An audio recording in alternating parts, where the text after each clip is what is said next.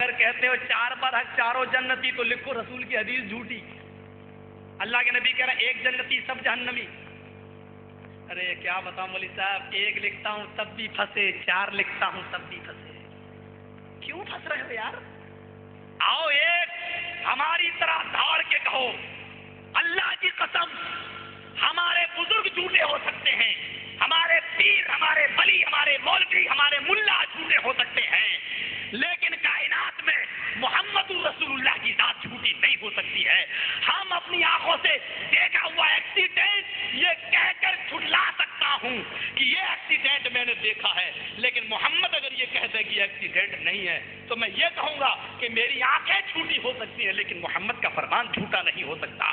اگر یہ رات ہے اور رسول کہہ دے یہ رات نہیں دن ہے، میں کہوں گا جرجیت تیری آنکھیں جھوٹی ہیں، محمد کی زبان جھوٹی نہیں ہے. آؤ رسول کہتے ہیں 72 جہنمی ایک جنتی، ہم دھاڑ کے کہتے ہیں اللہ کی قسم 72 جہنمی ہے ایک جنتی ہے. کون؟ رب کے قرآن کو ماننے والا، محمد کے فرمان کو ماننے والا. آؤ تو صحیح، ہم سے ہاتھ تو ملاؤ، ہماری طرح دل دھاڑ کے کہو تو صحیح. ہمیں معلوم ہے نہ اٹھے گی تلوار تم سے، نہ اٹھے گا خنجر، یہ بازو ہمارے آزمائے ہوئے ہیں.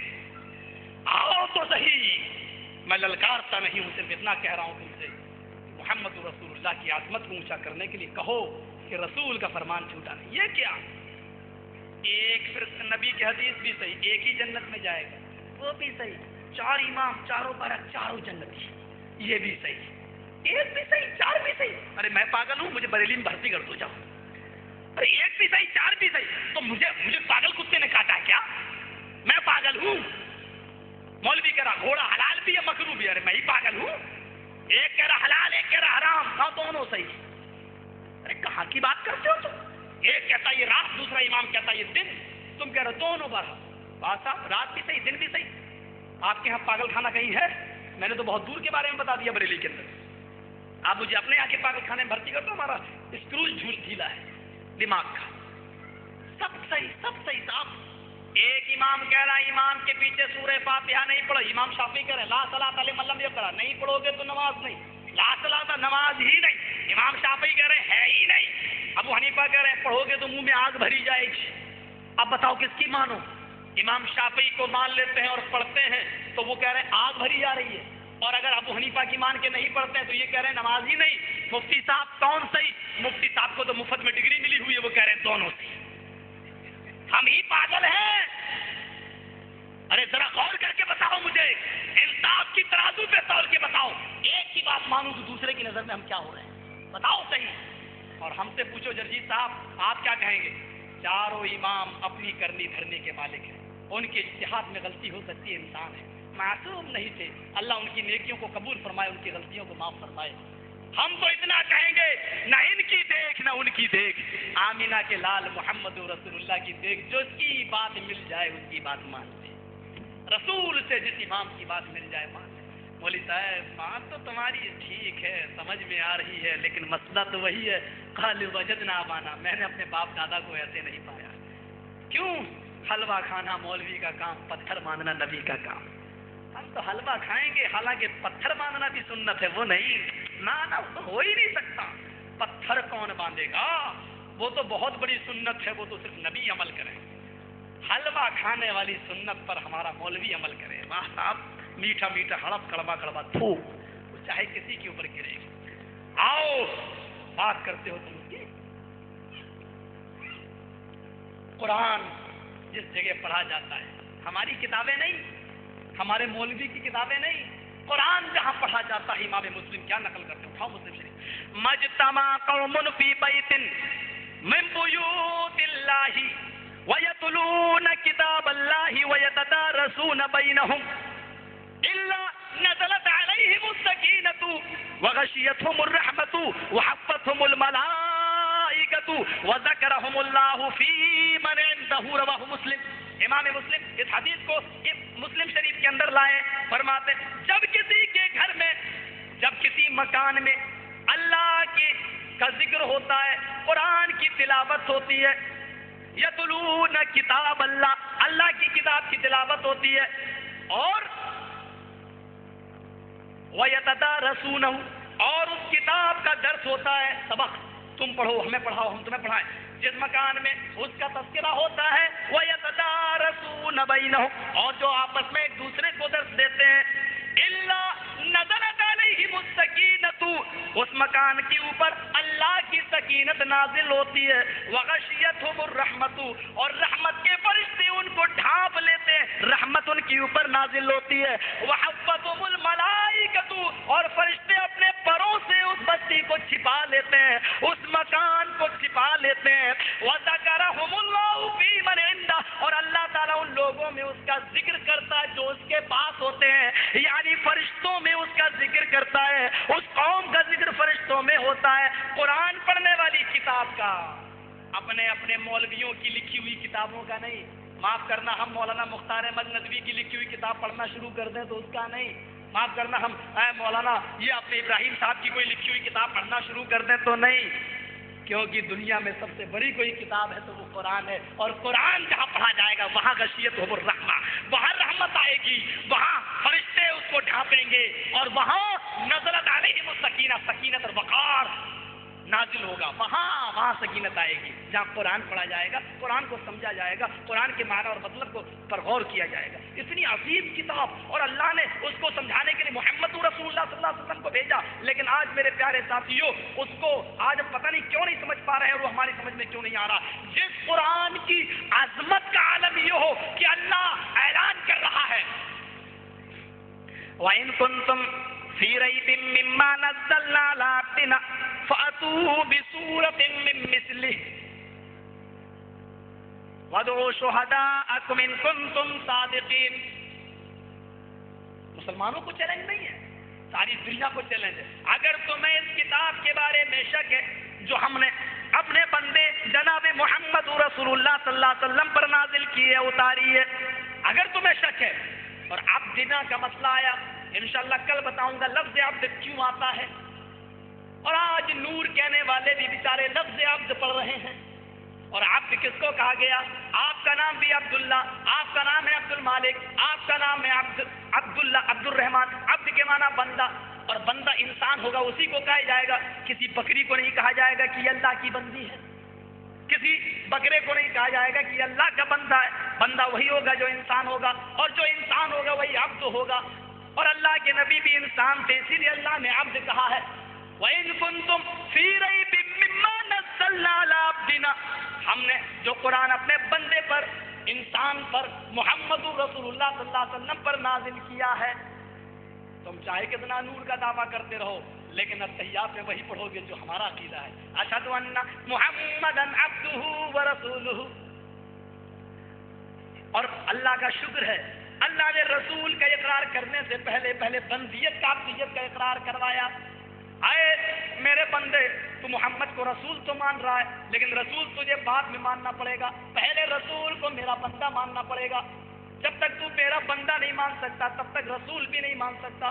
اشہد ان محمدًا عبدہ ورسولہ، پہلے عبدہ کہو پھر رسولہ کہو، پہلے انسان مانو، پہلے بندہ مانو، پھر اس کا رسول مانو۔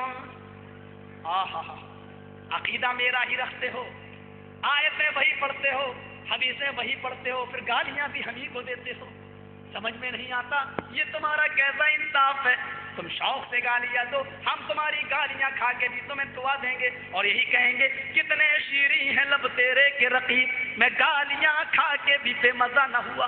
تمہارے منہ کی گالیاں ہم کو بڑی پسند آتی ہیں، میٹھی میٹھی لگتی ہیں، کیونکہ تم پان جو کھاتے ہو اس میں بھی ملٹھی ڈلوا کر، جو آدمی ملٹھی والا پان کھائے تو اس کے منہ کی گالیاں ہم کو زہریلی نہیں لگتی، تم شوق سے گالیاں دو، لیکن کم سے کم اگر رسول کو انسان نہیں مانتے، نور مانتے، تو آج کے بعد یہ بھی کہنا شروع کر دو اشہد ان محمدًا نورہ ورسولہ۔ لیکن تم ایسا کر نہیں سکتے کیونکہ قدرت کا چاٹا تیار ہے پڑھنے کے لیے، تم ایسا کر نہیں سکتے۔ یہ الگ بات ہے کہ اپنے چاٹوں سے مجھے مارتے رہو، لیکن قدرت کے چاٹے سے ہم بچے ہوئے ہیں، ہم قدرت کے چاٹے سے بچے ہوئے ہیں۔ اور اللہ تیرا شکر ہے، جادو وہ جو سر چڑھ کے بولے، جادو وہ جو سر چڑھ کے بولے، تم جب تک ہمارا عقیدہ اپنی نمازوں میں بیان نہ کر دو تب تک اسی لیے تو تم نے سوچا نمازوں میں تو میرے عقیدے کی دھچیاں اڑ رہی ہیں، اس لیے نمازوں کے باہر اب ایک نیا سلام بنا لو، الصلاۃ والسلام علیک یا رسول اللہ، اس میں عبدہ کو نہ لاؤ، ورنہ وہابی لوگ کہیں گے کہ دیکھو یہاں پر بھی عبدہ گھسیڑ دیا ہے، اس لیے تم نے عبدہ کو نماز سے نہ کاٹ کر نماز کے باہر ایک اور سلام بنا ڈالا ہے، الصلاۃ والسلام علیک یا رسول اللہ، اور کھڑے ہو گئے کہ صاحب نبی آ گئے، کیوں؟ آہا نبی نماز کے موقع پر یہی پڑھ رہا تھا تو نہیں آئے تھے، السلام علیک ایھا النبی، اے نبی تم پر سلام ہو، بات وہی ہے، اے نبی تم پر سلامتی ہو، ترجمہ وہی ہے، لیکن الصلاۃ والسلام علیک یا رسول اللہ یہ تم نے بعد میں بنایا، معنی اس کا بھی وہی ہے۔ اب تم کہو جب معنی وہی ہے تو تم نماز کے باہر کیوں نہیں پڑھتے ہو؟ ہم نماز کے باہر اس لیے نہیں پڑھتے ہیں کہ نماز کے باہر میرے آقا نے، میرے حبیب نے ہم کو پڑھنے کا حکم نہیں دیا ہے، اور ہم وہی درود پڑھتے ہیں السلام علیک ایھا النبی جو نبی نے سکھلایا ہے۔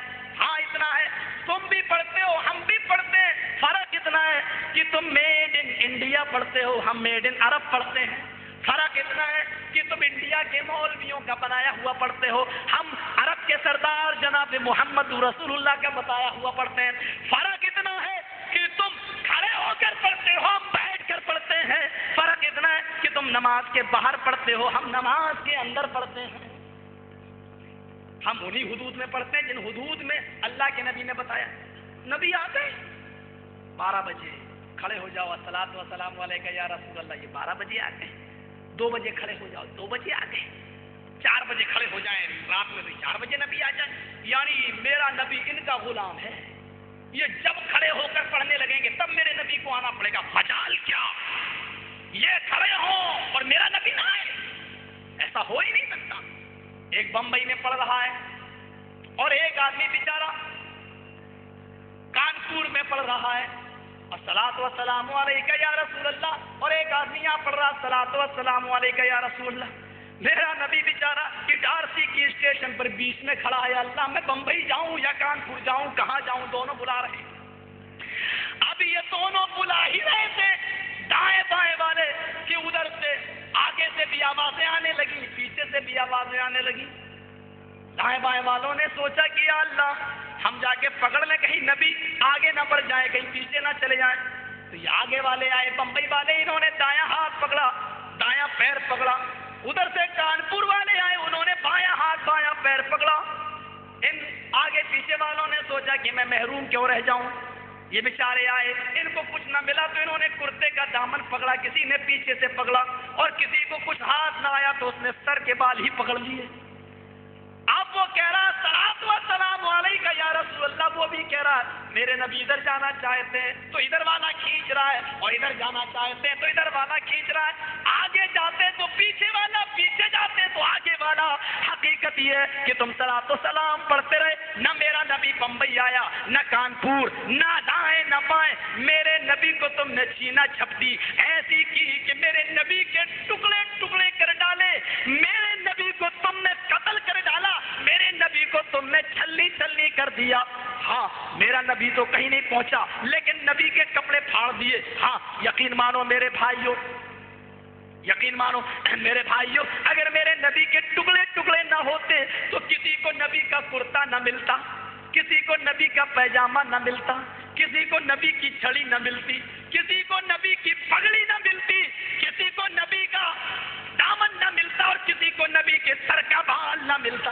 یہ چھینا جھپٹی میں ملا، کوئی کرتا ہاتھ آ گیا، کسی کے ہاتھ میں پیجامہ آ گیا، کسی کے ہاتھ میں چھڑی آ گئی اور کسی کے ہاتھ میں پگڑی آ گئی، یہ ساری چیزیں تم کو مل گئی، آج تم خوش ہو جاؤ نبی کی چھڑی دیکھ کر، یہ ساری چیزیں ہندوستانیوں کو مل گئی، اور جہاں میرا نبی آیا آج وہ لوگ ان ساری چیزوں سے محروم رہ گئے، پتہ نہیں یہ میرے نبی کی نظر کرامت ہی تھی، نظر کرم تھی کہ ہندوستانیوں پر لٹی، بال تو انڈیا والوں کے پاس، پگڑی تو انڈیا والوں کے پاس، ساری چیزیں انڈیا کے لوگوں تم نے لے لی، پوچھو وہاں بھی ہو تم نے کچھ نہیں پڑھا تمہیں کیا ملا، ہاں تم نے ساری چیزیں نبی کی چھین لی، ہمیں جو بچا وہ ملا، ہمیں جناب محمد رسول اللہ کی ذات ملی، ہمیں محمد رسول اللہ کی سیرت ملی، تم جاؤ کرتا دیکھ کر خوش ہو جاؤ، ہمیں بخاری ملی नबी की सीरत की शक्ल में हमें लायत मिली रसूलुल्लाह सल्लल्लाहु अलैहि वसल्लम की बुखारी और मुस्लिम की शक्ल में।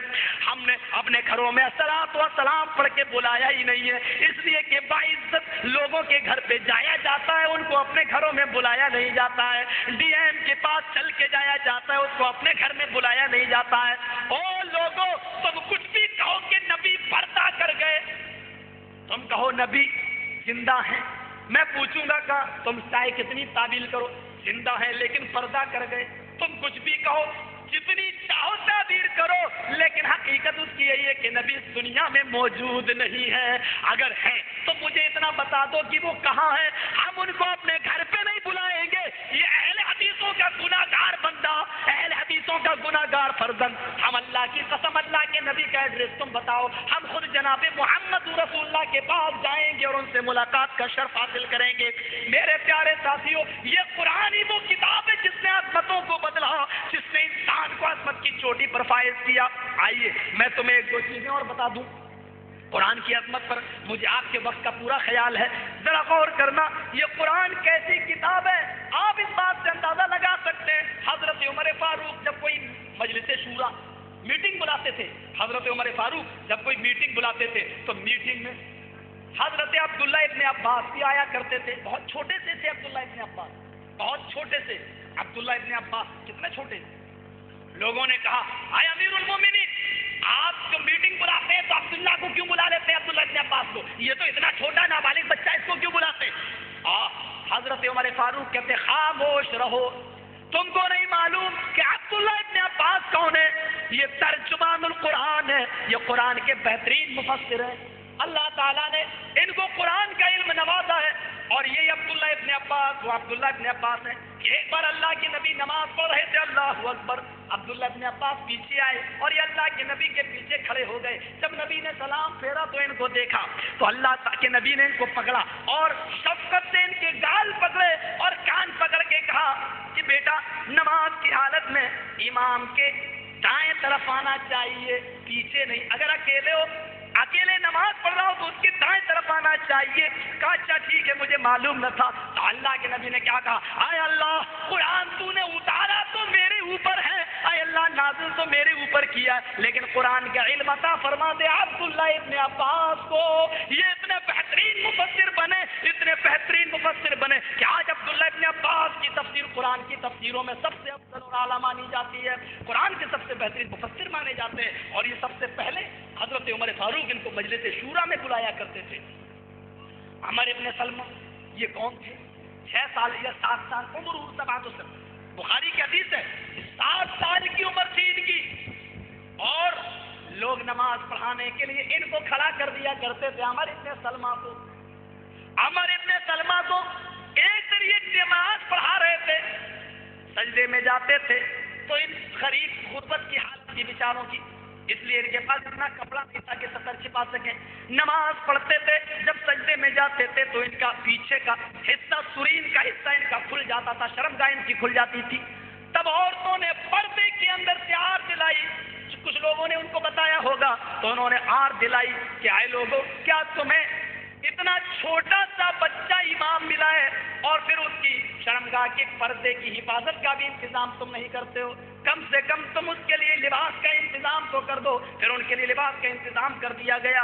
आज तो तुम ये कह दोगे कि 6-7 साल का बच्चा नमाज पढ़ाना चाहे तो ना पढ़ो, उसके पीछे 7 साल के बच्चे के पीछे नमाज मकरू है, इसलिए कि वो पेशाब व पायखाने का तरीका नहीं जानता। आज तो मकरू के फतवे लगा सकते हो, लेकिन माफ करना, बुखारी शरीफ की हदीस से 7 साल के बच्चों ने नमाज पढ़ाई है। अहले हदीस का मतलब ये है कि 7 ही साल का क्यों ना हो, अगर उसको कुरान याद है और नमाज का तरीका मालूम है तो वो नमाज पढ़ा सकता है। और लोगों ने कहा कि आखिर तुम्हें ये 7 साल का बच्चा ही क्यों मिला, तो कहा किताबिल्लाह, इसलिए कि वो अल्लाह की किताब का हाफिज है और कारी है, इसलिए उसको नमाज के लिए आगे बढ़ाया जाएगा। मेरे प्यारे साथियों, ग़ज़वा तबूक हो रही है, ये कुरान की अहमियत है, कुरान की अज़मत है, कुरान की अज़मत का अंदाजा लगाओ। और देखो ग़ज़वा तबूक हो रही है, अल्लाह के रसूल ने अम्मारा इब्ने हज़म से झंडा ले लिया। अम्मारा इब्ने हज़म के हाथ में झंडा है जंग का, आपने ले लिया और ज़ैद इब्ने साबित को दे दिया। हजरत अम्मारा कहने लगे, आय अल्लाह के नबी, ये झंडा जंग का मेरे हाथ में کر زید کو دے دیا. کیا میری کوئی شکایت ملی ہے؟ کیا میری کوئی شکایت ملی ہے آپ کو؟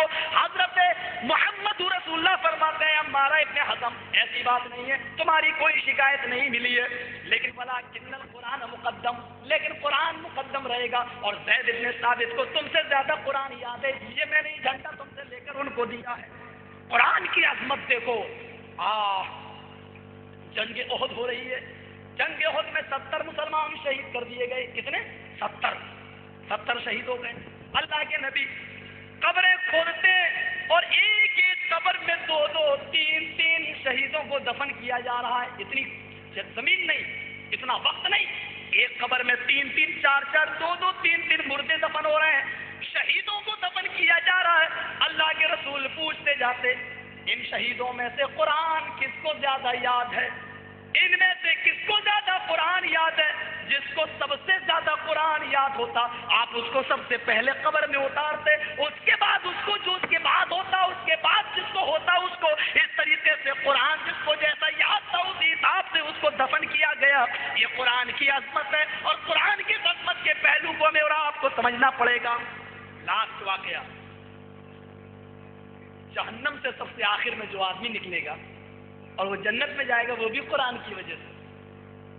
سب سے لاسٹ میں جہنم سے ایک آدمی نکلے گا، سب سے لاسٹ میں. جانتے ہو وہ بار بار دعا کرے گا اللہ مجھے، میں بھی تو کچھ نیکی کرتا تھا. آخر میں اللہ اس کی سن لے گا اور لاسٹ میں اس کو نکالے گا، جہنم کے دروازے پہ کھڑا کر دے گا. وہ آدمی کہے گا ٹھیک ہے اللہ بہت اچھا. اس کے ماتھے پہ لکھا ہوگا پیشانی پہ ھذا حر من النار، یہ جہنم سے آزاد ہوا. جنتی جب اوپر سے دیکھیں گے تو کہیں گے او دیکھو، وہ دیکھو جہنمی ہے، دیکھو جہنم سے آزاد ہوا.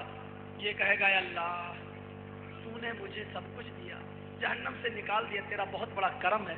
اے اللہ تو میرا یہ نشان مٹا دے اور میرا جسم جو کوئلے کی طرح کالا ہے اس کو تو صحیح کر دیتا. اللہ کہے گا کیسے؟ اللہ ماؤل فرات میں حوض کوثر میں ذرا غوطہ دے دے نا. اللہ کہے گا جہنم سے آزادی مانگی تھی میں نے دے دی، اب کچھ نہیں. اے اللہ ایک دعا اور سن لے میری، اس کے بعد میں تجھ سے کوئی دوسرا سوال نہیں کروں گا. اللہ کہے گا ٹھیک ہے فرشتوں دیکھو میرا بندہ وعدہ کر رہا ہے اس کے بعد کوئی دوسرا سوال نہیں، جاؤ ایک دعا سنو، جاؤ اس کو. ہو جائے گا. فرشتے اس کو لے جائیں گے، نہلا کے لائیں گے صاف پہلے سے بھی زیادہ. وعدہ کہاں؟ جاؤ فرشتوں لے جاؤ. لے گئے، درخت کے پاس پہنچے گا، ایک پھل توڑے گا. حدیث میں آتا ہے توڑ لے گا، وہ اطفا کلب توڑ لے گا اور توڑ کے اس کو منہ تک لے جائے گا. ابھی دانت سے چبانے ہی والا ہوگا، چبایا نہیں ہوگا، چبانے ہی والا ہوگا کہ اس کو دوسرا درخت نظر آئے گا. ایسے کرے گا بالکل. حدیث کا الفاظ ہے کہ وہ فوراً ہاتھ ہٹا کے نکلے. ثم ينظر، پھر وہ اس پر نظر ڈالے گا. ثم يقول، پھر وہ کہے گا اے اللہ دیکھ میں نے یہ پھل کھایا نہیں. اللہ کہے گا ہاتھ میں تو ہے تیرے، اوپر پھینک دے گا اسی پھل پر، وہ آٹومیٹک جڑ جائے گا. اللہ دیکھ میں نے کھایا نہیں، میرے ہاتھ میں بھی نہیں ہے. اے اللہ مجھے خود پھل تک پہنچا دے بس. اللہ کہے گا کیوں؟ اللہ مجھے اس کی شکل بتا رہی ہے کہ اس پھل میں ایک کا نہیں کئی پھلوں کا ٹیسٹ ہے. اللہ کہے گا نہیں اب تجھے نہیں، میں اللہ بس اس پھل تک ہوں، بس اس کے بعد میں پھر کچھ نہیں. اللہ کہے گا اچھا وعدہ کر رہا ہے؟ کہاں وعدہ کر رہا ہوں، پہنچا دے گا. جاؤ فرشتے لے کے جائیں گے، توڑ دے گا. جب پیڑ کا وہ ہوتا ہے نا تنا، اس سے ایسے ٹیک لگا کے کھائے گا. کھا رہا ہوگا، آدھا پھل کھا لے گا، کیا مزہ. 12 پھلوں کا ٹیسٹ، ایک پھل میں 12 پھلوں کا ٹیسٹ. مسند احمد کی روایت. کھائے گا کیا جب یہ پھل ایسا ہے تو جنت کا میوہ کیسا ہوگا. سوچ رہا ہوں اپنے اوپر مارے گا بھی، ایسے ایسے مارتا بھی جائے گا.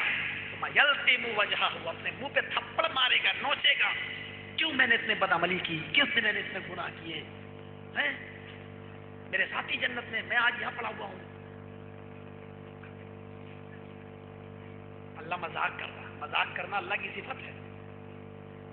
تو یہ نہ کہ اللہ مذاق نہیں کرتا، اللہ مذاق نہیں کرتا، اور یہ اس کی صفت اللہ یستہزئ بہم ویمد فی طغیانہم، اللہ بھی استہزاء کرتا ہے، قرآن بتا رہا ہے، لیکن اللہ کا مذاق کیا بندے کے مذاق کی طرح ہوتا ہے؟ نہیں، کیسے مذاق کرتا ہے یہ صفت؟ دیکھیے بہت سی چیزیں صفت ہے، اور صفت میں ہم کو دخل نہیں دینا چاہیے۔ اللہ سنتا ہے، کیا اس کا سننا بندوں کی طرح ہے؟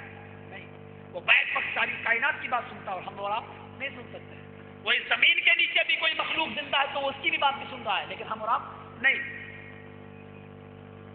اللہ اس تک پہنچا دے گا، پھل توڑے گا، پھل کو کھائے گا۔ یہ 10 منٹ ہے میری گھڑی میں۔ ہاں مجھے خیال ہے بھائی، مجھے انشاءاللہ میں شکایت کا موقع نہیں دوں گا، یہ واقعہ پورا کر دوں گا، اسی لیے میں نے تو بہت سی باتیں چھوڑ دی، وہ جو لے کے آیا تھا وہ بھی چھوڑ دیا، مجھے کچھ پروفس دینا تھے، اور ڈینمارک اور آتنکواد کا سلسلہ کل انشاءاللہ رکھیں گے، وہ جو اللہ کے رسول کی توہین ہو رہی ہے، سیرت رسول کے تقاضے انشاءاللہ کل بولوں گا۔ تو مجھے یہ بتانا ہے آپ کو کہ وہ اس درخت تک پہنچ جائے گا، جیسے اس درخت تک جائے گا پھل کھائے، آدھا پھل کھایا ہوگا اور مارتا بھی ہوگا اپنے آپ کو، اچانک اس کو جنت کا دروازہ نظر آئے گا جس پر لکھا ہوگا ھذا باب الجنہ، یہ جنت کا دروازہ ہے۔ وہ غور سے دیکھے گا، یا اللہ جنت کا دروازہ ایسا تو جنت کیسی؟ یا اللہ دروازہ اتنا خوبصورت، دنیا میں ہم نے اس سے بہتر کوئی چیز دیکھی نہیں ہے۔ وہ کہے گا اے اللہ میں تو سے یہ تو نہیں کہہ رہا ہوں کہ تم مجھے جنت کے اندر داخل کر دے، اے اللہ یہ آدھا پھل رہ گیا، میں چاہتا ہوں اس کو جنت کے دروازے سے ذرا ٹیک لگا کے کھا لوں۔ اللہ کہے گا بیٹھ، اجلس علی مکانک، اپنی جگہ پہ بیٹھ رہو، اب تمہاری کچھ نہیں سنی جائے۔ نہیں اللہ تو نے اتنی سنی، ایک اور سن لے۔ اللہ کا ایک ایک کر کے تو جنت میں داخل ہونا چاہتا۔ اللہ اتنا خوش نصیب کہاں مجھے جنت مل جائے، کم سے کم دروازہ ہی چھونے کا موقع دے دے، میری پیٹھ سے لگ جائے کم سے کم۔ اللہ اس کے بعد کوئی سوال نہیں، پکا وعدہ؟ ہاں پکا وعدہ، ٹھیک ہے جاؤ فرشتوں پہنچا دو۔ ایسے جو ٹیک لگائے گا اور پھل کھائے گا ایسے کر رہا ہوگا، اب اس کی دھک دھک کی آواز تو بہرحال اندر جائے گی، فرشتے سنیں گے، یسمع الملائکہ، فرشتے اس کی آواز سنیں گے۔ کون ہے دروازے پہ کھڑکھڑا رہا ہے؟ فرشتے جو دروازہ کھول کے کہیں گے من انت یا رجل، یہاں کیا کر رہا، کون ہے تو؟ وہ جو پیچھے مڑ کے دیکھے گا، کھڑکی کھلی، فرشتوں کو تو دیکھے گا نہیں، جنت کی نعمتیں جو اس کو دکھائی دیں گی، نہریں اور حوریں اور یہ چکا چوند آنکھیں۔ اللہ، فرشتے کہیں گے تو کیا کون؟ چپ رہو یار، میں اپنے رب کو پکار رہا ہوں، تم کون ہوتے ہو بیچ میں بولنے والے؟ اللہ میں یہ تو نہیں کہتا کہ مجھے ہمیشہ کے لیے جنت میں بھیج دے۔ اللہ کہے گا ہمیشہ کے لیے تو چھوڑ، 1 منٹ کے لیے نہیں، نکل۔ نہیں اللہ ایک نظر دیکھنے کا موقع دیتے، بہت نام سنا تیری جنت کا دنیا میں، مولوی تقریروں میں کہتے تھے ایک حور اس کا روپٹہ دنیا میں گر جائے تو ساری دنیا پاگل ہو جائے۔ اللہ تو میں اپنی آنکھوں سے دیکھ رہا ہوں، ایک نظر ذرا جنت دکھا دے۔ اللہ کہے گا نہ اللہ بس تیرے عزت و جلال کی قسم، اس کے بعد میں اس کے کوئی سوال ہی نہیں۔ اللہ کہے گا اچھا پکا وعدہ کر، دیکھ اس میں جمت جانا کہ نہیں اس میں اتنا میں خوش نصیب کہاں ہوں، اللہ سب سے بعد میں جہنم میں نکالا گیا ہوں۔ اچھا جاؤ فرشتوں ایک نظر گھما دو، جلدی نکالنا ہے۔ جو اندر گھسے گا تو دھیرے دھیرے قدم رکھے گا تاکہ دیر تک گھومنے کا موقع ملے، دھیرے دھیرے قدم رکھ رہا ہے، چلتا جا رہا ہے، چلتا جا رہا ہے۔ جنت بھی نہیں، کاش اس میں نہ تھا، حور کاش یہ مجھے ملتی۔ دوسری ارے یہ تو اس سے بھی زیادہ خوبصورت، تو خوبصورت میں تو وہ تو عجیب حالت ہوگی، جس حور کو دیکھے گا وہ اس حور سے زیادہ خوبصورت، اور دوسرے کو دیکھے گا تو پھر اپنی والی حور سے زیادہ خوبصورت نظر، وہ عجیب کیفیت ہوگی۔ جیسے اللہ کے رسول کے جتنے دوست تھے وہ سب یہی کہتے ہیں مجھ سے زیادہ نبی کسی کو چاہتے ہی نہیں تھے، سب سے جتنے دوست ہیں سب یہ کہہ رہے ہیں مجھ سے زیادہ نبی کسی کو نہیں چاہتے، یعنی نبی کی سب سے اتنی محبت تھی کہ وہ ان سے زیادہ، وہ یہ سمجھتا تھا کہ مجھ سے زیادہ نبی کسی کو نہیں چاہتے۔ ختم کرنے والا ہوں، اب یہ دھیرے دھیرے گھومتا رہے گا، چہلتا رہے گا، آخری منزل ملے گی جس پہ لکھا ہوگا یہ قاریوں کا، قرآن پڑھنے والوں کی منزل ہے، وہ سب سے اونچی منزل ہوگی مقام محمود کے بعد۔ مقام محمود صرف اللہ کے رسول کے لیے، مقام محمود صرف اللہ کے رسول کے لیے، اس کے بعد جو سب سے اونچی منزل ہوگی وہ اس پر جائے گا۔ آئے اللہ مجھے یہ اور دیکھنے کے لیے دے دے۔ اللہ کہے گا ٹھیک ہے، آئے فرشتوں میرے بندے کو ساری چیزیں دکھائی، یہ منزل بھی دکھا دو، یہ محل بھی دکھا دو، اور اس کے بعد میں دکھانے کے بعد بہت جلدی اتار لاؤ. فرشتے اس کو دکھائیں چل جلدی چل. ایک ایک سیڑھی پہ دھیرے دھیرے قدم رکھے گا تاکہ دیر دیر تک گھومے. اوپر والی منزل میں پہنچے گا, دھیرے دھیرے پہنچ جائے گا. اس منزل کو جو سب سے اونچی منزل ہوگی اس کو دیکھ کر دل میں سوچے گا یا اللہ کاش یہ منزل میرے لیے ہوتی, کاش یہ کمرہ میرے لیے ہوتا, لیکن اب کہہ نہیں پا رہا ہے کہ اللہ مجھے دے. گھسنے کو تو مانگ لیا, رہنے کو کیسے مانگے کہ ہمیشہ کے لیے. اللہ کہیں پھر جہنم میں نہ ڈال دے, ڈر بھی رہا ہے. اور آپ نے گھنٹی بجے گی, چلو نکالو, چلو چلو ٹائم ہو گیا, نکلو. رو رہا ہے, آنسو نکل رہے ہیں. اس منزل کو دیکھ رہا, ایک قدم نیچے رکھے گا, پھر نیچے دوسرا قدم, پھر فرشتے کہیں گے جلدی کرو, دیکھا نہیں وارننگ کی گھنٹی بج چکی ہے, چلو. وہ مانگ نہیں پا رہا, لیکن دل میں اوپر سے آواز آئے گی غیب سے, آئے میرے فرشتوں میرے بندے کے ہاتھ کو چھوڑ دو. میرے بندے اس محل میں تو ہمیشہ کے لیے رہنے کا دل بنا رہا ہے, خیال کر رہا ہے. آئے میرے بندے یہ محل میں نے تیرے ہی لیے بنایا ہے, چاہے اس محل میں تو ہمیشہ ہمیشہ رہے. اے فرشتوں اس کے ہاتھ کو چھوڑ دو. وہ مجھ سے کہہ نہیں پا رہا تو کیا ہوا, لیکن میں تو انہ علیم بذات الصدور, وہ ذات تو سینے کے بھیدوں کو جانتی ہے, اس میں دھک دھک بعد میں ہوتی ہے, وہ پہلے اس کی آواز کو سن لیتا ہے. اللہ کے نبی سے صحابہ نے پوچھا, اے اللہ کے نبی اتنا گناہ گار اور سب سے اونچا محل اس کو کیسے مل گیا؟ کہا یہ دنیا میں بہت گناہ کیا کرتا تھا, لیکن ساتھ میں ایک نیکی بھی کرتا تھا. اس نے ایک معمول بنایا تھا, ایک مہینے میں یہ قرآن پڑھتا تھا, ایک پارہ روزانہ پڑھتا تھا, اور ہر مہینے یہ قرآن کی تلاوت کرتا تھا. قرآن پڑھتے وقت اس کے دوست بھی آ جائیں تو دوستوں کی نہ سنتا تھا. یہ معمول کے مطابق ایک مہینے میں قرآن پڑھ لیتا تھا. اس نے اللہ کی سب سے اونچی کتاب کی عظمت اور قدر کو پہچانا تو اللہ نے بھی سب سے اونچا محل رہنے کے لیے دے دیا. میرے بھائیوں, یہی قرآن ہماری عزت بدلے گی, یہی قرآن ہماری حیثیت بدلے گی, یہی قرآن ہم کو جنتی بنائے گا, یہی قرآن ہماری تمام گمراہیوں کو دور کرے گا. آئیے ہم سب دعا کر لیں. کل انشاءاللہ انبیاء کرام کی دعوت یا سیرت رسول اور صحابہ کرام کا معمول کیا تھا, بیٹھیے دعا کر کے جائیے بھائی. اور صحابہ کرام کا عمل اور صحابہ کرام کی زندگی اور رسول پر لگنے والا ٹیررسٹ اور آتنکواد کا ٹھپا ہم اس کو اشارے میں بتا دیں. ہاں ہم اس کو بتا دے رہے ہیں. ایک منٹ, وہ سوال والا جو آیا, کسی نے بھائی ایک سوال کیا, کوئی سوال کا جواب میں نہیں دے رہا ہوں, یہ ایک عجیب سوال ہے, لیکن اب السلام علیکم, چاروں امام کب اور کہاں پیدا ہوئے اور ان کا انتقال کب ہوا, ان کو کہاں دفن کیا گیا, یہ تفصیل سے بتائیں. یہ ایک مسئلہ آیا ہے, یا تو کوئی صاحب چھڑنا چاہتے ہیں, میں اس طریقے کی باتیں کرنا نہیں چاہتا ہوں, اور میں نہیں چاہتا ہوں کہ اس وقت مسلمانوں کو آپس میں اس طریقے کی باتیں کریں, لیکن چونکہ ان کی پیدائش اور انتقال کا معاملہ ہے, انشاءاللہ کل کے پروگراموں میں سیرت کے تعلق سے اس کو بھی لے آؤں گا. کل تفصیل سے میں آپ کو یہ بات بتا دی جائے گی. آپ کو میں اللہ تعالیٰ سے دعا کرتا ہوں اس امید کے ساتھ کہ انشاءاللہ یہ قرآن ہی ہماری زندگیوں میں انقلاب پیدا کرے گی. یہ قرآن جب ساری انسانیت کے لیے ہدایت اور رہنمائی ہے تو مسلمانوں کے لیے بھی ہدایت ہے. اللہ تعالیٰ سے ہم دعا کرتے ہیں کہ بار الہ ہماری خطاؤں کو معاف فرما دے, اللہ ہمارے گناہوں کو بخش دے. اللہ قرآن کا ہم بہت مذاق اڑا چکے ہیں, اللہ قرآن پر عمل کرنے کی ہم کو توفیق عطا فرما. اللہ اس قرآن نے مکہ کی حیثیت کو بدلا, اس قرآن نے رمضان کو سید الشہور بنا دیا, اس قرآن نے رمضان کی لیلۃ القدر کو لیلۃ القدر خیر من الف شہر, 1000 مہینوں سے افضل بنا دیا. اے اللہ اس قرآن نے نبی اکرم کو سید الانبیاء بنا دیا, جبرائیل کو سید الملائکہ بنا دیا. اے اللہ اس قرآن پر عمل کر کے ہم کو بھی دنیا کی سب سے بہترین امت میں شامل فرما دے. اللہ آج یہ امت سب سے بہتر تو ہے لیکن سب سے زیادہ ذلیل بھی ہو چکی ہے. اللہ ہماری ذلت اور ہماری پستی کو اس قرآن پر عمل کر کے اس پستی سے ہم کو نجات عطا فرما دے. اے اللہ یہ پستی سے ہم کو نجات اسی وقت ملے گی جب قرآن کو ہم پکڑیں گے. اے اللہ اس قرآن کو ہمیں پکڑنے والا بنا دے. اے اللہ جس طریقے سے وہ قرآن پڑھ کر وہ شخص جہنم میں آزادی پا کر, جہنم سے آزادی پا کر جنت کے سب سے اونچے محل میں چلا گیا, اے اللہ اس قرآن کو ہم کو بھی پڑھنے کی توفیق عطا فرما دے. اے اللہ ہم کو بھی اس محل میں داخل فرما دے جس محل کو تو نے قاریوں کے لیے بنایا. تیرے نبی کا فرمان ہے کہ قیامت کے دن قرآن کے پڑھنے والے سے کہا جائے گا اقرا ورتقی ورتل کما كنت ترتل فی الدنیا. فإن منزلتک عند آخر آیت تقرؤها، تو قرآن پڑھتا جا، اوپر چڑھتا جا، تیری سب سے اوپر منزل وہی ہوگی جو قرآن کی آخری آیت ہوگی۔